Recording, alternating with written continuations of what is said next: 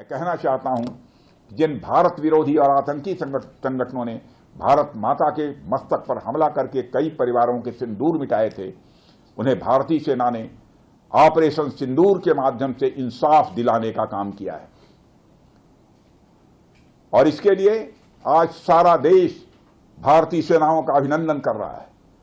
Operation सिंदूर सिर्फ एक सैन्य कार्रवाई भर नहीं है, बल्कि भारत की राजनैतिक, सामाजिक और सामरिक इच्छा शक्ति का प्रतीक है।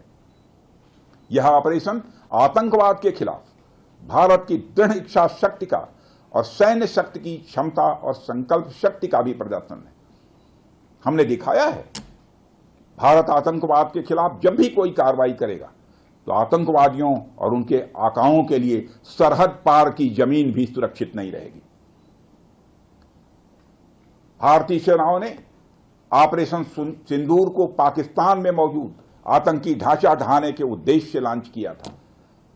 हमने उनके आम नागरिकों को कभी निशाना नहीं बनाया था, मगर पाकिस्तान ने न केवल भारत के नागरिक इलाकों को निशाना बनाया, बल्कि मंदिर, गुरुद्वारा, गिरजाघर पर भी हमले करने का प्रयास किया।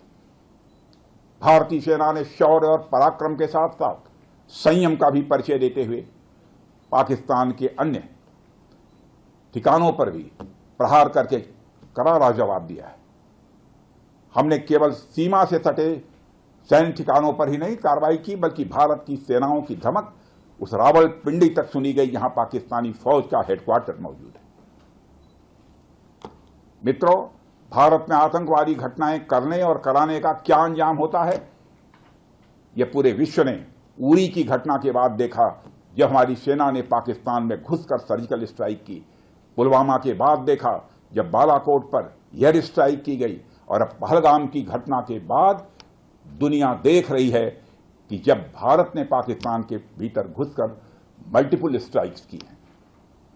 आतंकवाद के खिलाफ जीरो टॉलरेंस की नीति पर चलते हुए हमारे यशस्वी प्रधानमंत्री नरेंद्र मोदी ने स्पष्ट कर दिया है कि यह नया भारत है जो आतंक के खिलाफ सरहद के इस पार और उस पार दोनों तरफ प्रभावी कार्रवाई करेगा। यह हमारे प्रधानमंत्री जी ने स्पष्ट रूप से यह संदेश दे दिया।